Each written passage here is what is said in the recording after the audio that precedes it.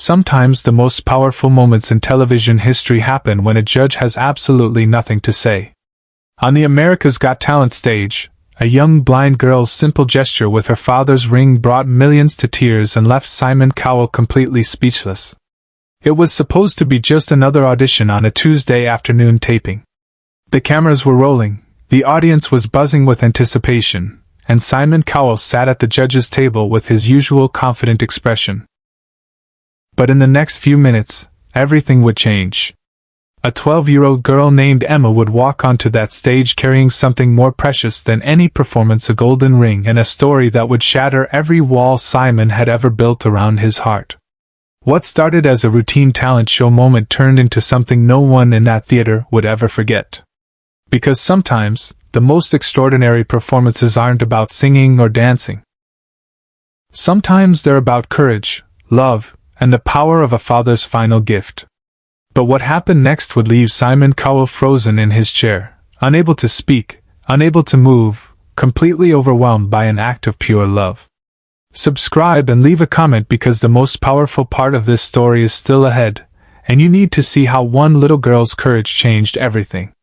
The day had started like any other America's Got Talent taping session. Producers were running through their usual checklist, cameras were being positioned, and the judges were settling into their familiar routine. Simon Cowell reviewed his notes from the morning's rehearsal, completely unaware that in a few hours, a single moment would redefine everything he thought he knew about courage. Emma Richardson had been waiting backstage with her mother Sarah for over 2 hours. At 12 years old, Emma had been blind since birth, but her spirit was anything but dimmed by her disability. She clutched a small golden ring in her pocket, her father's wedding ring, the only thing she had left of him after losing him to cancer just 8 months earlier. Sarah watched her daughter with a mixture of pride and heartbreak. Emma had insisted on auditioning for AGT, not because she wanted fame or fortune, but because she had promised her father on his deathbed that she would share her gift with the world. David Richardson had been Emma's biggest supporter, spending countless hours teaching her piano and encouraging her to sing despite every obstacle. "Mom, is it time yet?" Emma asked, her voice carrying that unique combination of excitement and nervousness that every parent recognizes. "Almost, sweetheart," Sarah replied, fighting back tears as she remembered David's final words. "Promise me you'll make sure she knows she can do anything. Promise me you'll let her shine." The production assistant's voice crackled over the backstage speakers. "Emma Richardson to stage right. Emma Richardson, you're on in 2 minutes." As Emma made her way to the stage entrance with her white cane, she stopped and pulled out her father's ring.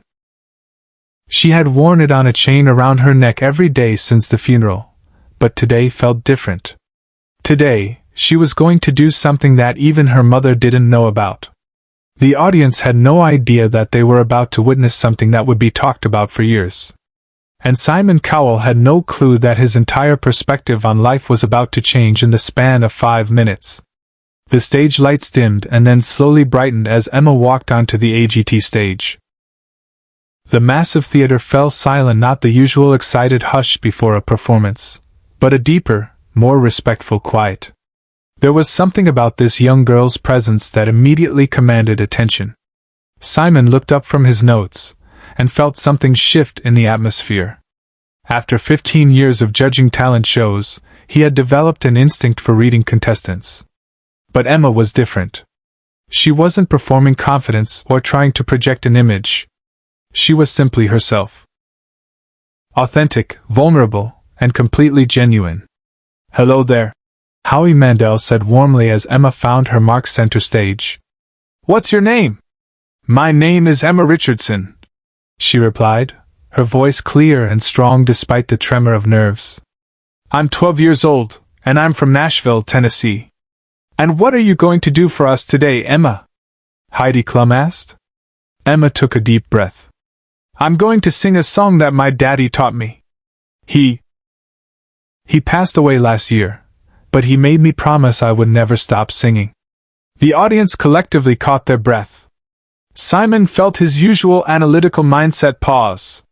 Something about the way Emma spoke about her father with pure love rather than seeking sympathy immediately captured his attention. "I'm sorry for your loss," Sofia Vergara said gently. "What song will you be singing?" "Somewhere Over the Rainbow," Emma replied. "It was my daddy's favorite song. He used to say that even when we can't see where we're going, we can still dream about where we want to be." Simon leaned forward slightly. In his years of judging, he had heard thousands of sob stories, many of them calculated to manipulate emotions. But there was something different about Emma. She wasn't trying to sell her story. She was simply sharing her truth. As the opening notes of the song began to play, Emma closed her eyes. Not because she was blind, but because she was connecting with something deeper than sight. When she began to sing, her voice carried a purity and emotion that immediately silenced every person in that theater. But what happened during the song would pale in comparison to what came after. Because Emma had planned something that no one, not her mother, not the producers, and definitely not Simon Cowell, saw coming. Emma's voice soared through the theater with a clarity and emotion that defied her age. Each note carried the weight of loss, the power of love, and the unwavering strength of a promise kept. The audience was mesmerized, but it wasn't just her vocal ability that held them captive. It was the raw authenticity of her performance. Simon found himself completely absorbed in the moment. His usual habit of taking notes, checking his phone, or analyzing technique had vanished. He was simply listening, feeling, experiencing something he hadn't felt in years of judging, pure emotional connection. As Emma reached the climactic high note of "Why can't I?" her voice cracked slightly, not from lack of skill, but from the weight of emotion. The crack made the performance more beautiful, more human, more real. Tears began forming in audience members' eyes, and even Howie Mandel, known for his comedic approach, was visibly moved. When the final note faded away, the theater remained silent for what felt like an eternity. It was that rare moment when applause seemed inadequate, when the power of what had just been shared deserved a moment of reverent quiet. Finally, the audience erupted. But this wasn't the usual AGT applause. This was something deeper, recognition that they had witnessed something transcendent. Simon wiped his eyes quickly, hoping the cameras hadn't caught his emotional response. But Emma wasn't finished. As the applause continued, she remained center stage, her hand moving to the chain around her neck. "There's something else," she said into the microphone, her voice cutting through the applause. The audience quieted immediately. "My daddy gave me something before he went to heaven. He said I should only give it to someone who understood that music isn't about being perfect. It's about being brave enough to share your heart." Emma removed the chain from around her neck, revealing her father's golden wedding ring. She held it up for everyone to see, the stage lights catching its surface and sending small reflections across the theater. "He said I would know the right person when I met them. Someone who helps people find their dreams, even when it's scary." And then Emma did something that no contestant in AGT history had ever done. Something that would leave Simon Cowell speechless and change the show forever. Emma began walking toward the judges' table. The cameras followed her movement as she navigated carefully with her cane, her destination clear. She wasn't going to Howie, Sofia, or Heidi. She was walking directly toward Simon Cowell. The audience held its breath. Simon looked confused, uncertain. This wasn't part of any script. Production assistants backstage were frantically checking their rundowns, unsure whether to intervene. Emma reached the judges' table and stood directly in front of Simon. Up close, he could see the determination in her young face, mixed with vulnerability and hope. "Mr. Cowell," she said, her voice amplified by the stage microphone she still wore. "My daddy watched your shows every week. He said you were tough because you cared about people's dreams, not because you wanted to hurt anyone." Simon's mouth opened slightly, but no words came out. He was completely caught off guard, not just by Emma's approach, but by her insight into his character.